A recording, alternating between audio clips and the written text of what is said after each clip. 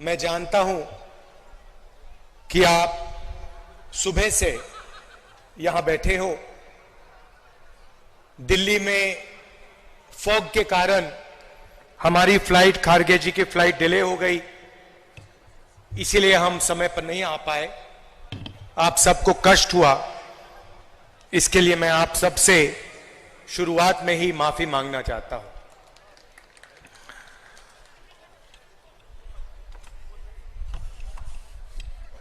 उनतीस जून को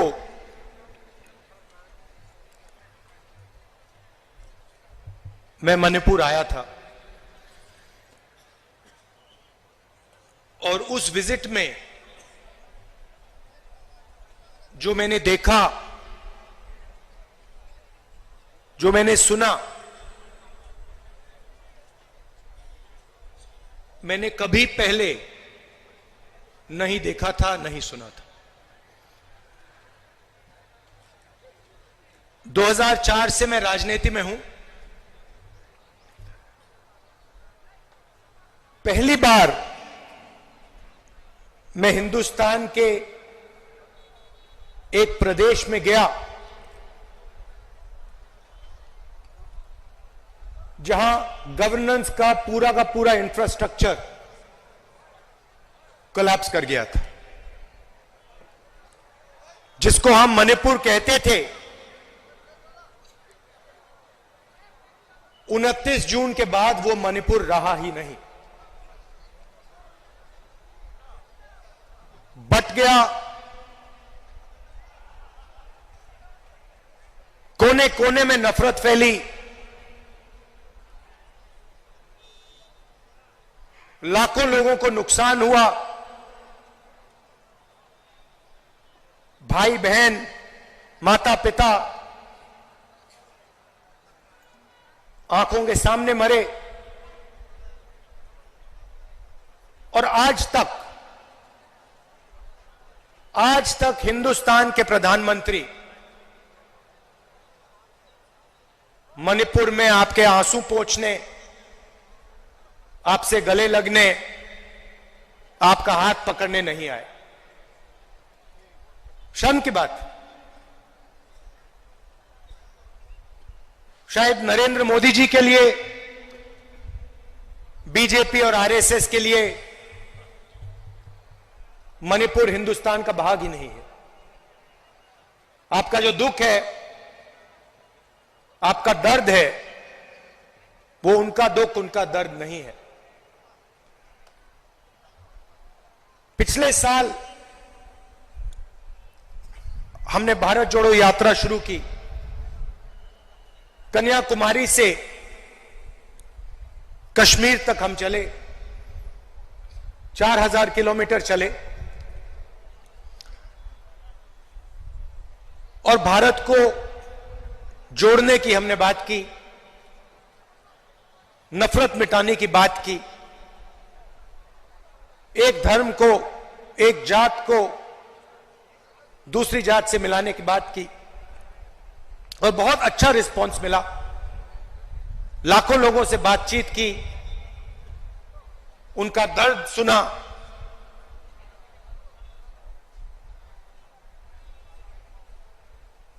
मुश्किल था मगर बहुत अच्छा लगा। लोगों ने कहा कि कन्याकुमारी से कश्मीर तक यात्रा की है तो फिर ईस्ट से वेस्ट में यात्रा होनी चाहिए। और मैं चाहता था कि जैसे हमने पैदल यात्रा की कन्याकुमारी से कश्मीर, वैसे ही हम ईस्ट से वेस्ट पैदल यात्रा करें।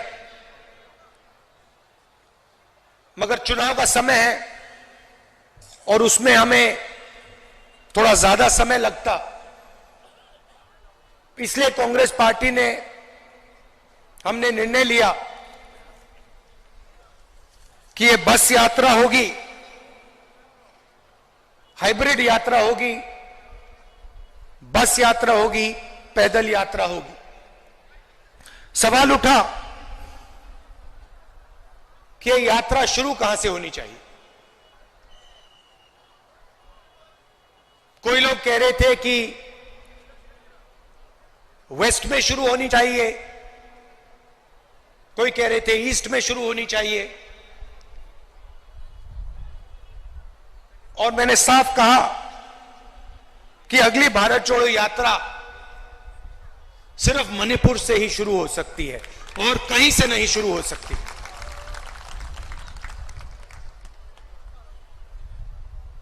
मणिपुर बीजेपी की जो राजनीति है, बीजेपी की नफरत, आरएसएस की नफरत, उनका जो दृष्टिकोण है, उस विचारधारा का मणिपुर एक चिन्ह है। जो आपने यहां खोया, जो मेरे भाई ने बस के ऊपर कहा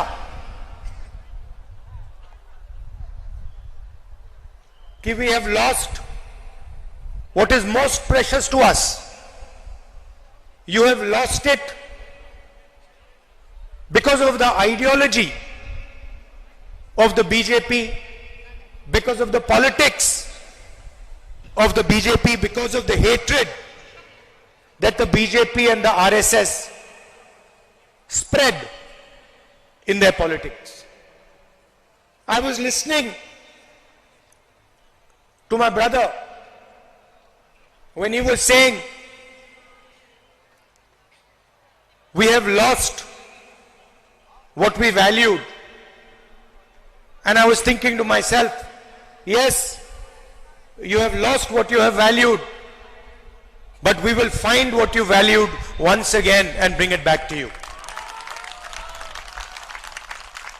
We understand, all of us on the stage understand the pain that the people of Manipur have been through. We understand the hurt, the loss, the sadness that you have been through. And we promise you, we commit to you that we will bring back what you valued. We will bring back the harmony, the peace, the affection that this state has always been known for. Question arises, why Nyaya Yatra?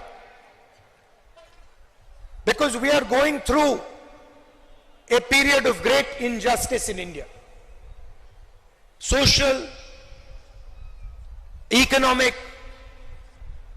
and political injustice. Injustice against the people of Manipur,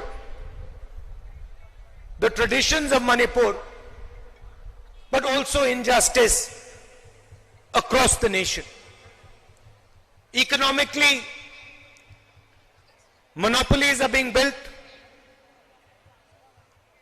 Few people are getting access to all the wealth of the country. One or two businesses have their fingers in everything,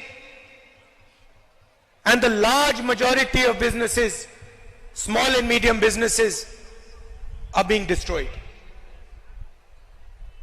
Huge levels of unemployment, massive price rise is what the whole of India is facing. On the social side, the large mass of India's people, the lower castes, Dalits, tribals, simply do not have a say in the governance system of the country. I have given example upon example of how the large mass of our people are excluded from the political system, from the governance system. So these are the issues that the Bharat Chodo Nyaya Yatra is going to raise. But this is less about us and more about you. Bharat जोड़ो यात्रा में हम सुबह शुरू करते थे, 6 बजे शुरू करते थे, और 7 बजे रात तक हम चलते थे। हमारा भाषण 20-25 मिनट का होता था। शाम को हमारा एक भाषण होता था, मगर 7-8 घंटे हम आपकी बात सुनते थे, किसानों की, मजदूरों की, छोटे दुकानदारों की, महिलाओं की, युवाओं की। और यही इस यात्रा का लक्ष्य है। हम ज्यादा बोलना नहीं चाहते हैं, हम आपको अपनी मन की बात नहीं बताना चाहते हैं, हम आपकी मन की बात सुनना चाहते हैं, आपका दर्द समझना चाहते हैं और आपके साथ हिंदुस्तान का अगला जो विजन होगा, हिंसा का नहीं, नफरत का नहीं, मोनोपोलीज का नहीं, मगर हार्मोनियस, इक्विटेबल और भाईचारे का विजन हम आपके साथ मिलकर, आपकी आवाज सुनकर, वो हम हिंदुस्तान के सामने रखने जा रहे हैं। एक बार फिर आप आए, दूर दूर से आए, शाम का समय है, आपको यहां बहुत समय रुकना पड़ा, इसके लिए मैं आपसे माफी मांगता हूं।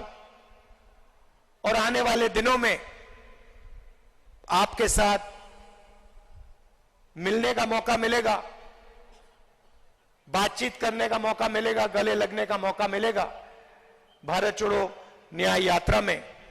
तो मैं काफी खुशी से आपसे मिलने की तैयारी करना हूं। बहुत बहुत धन्यवाद। नमस्कार। जय हिंद।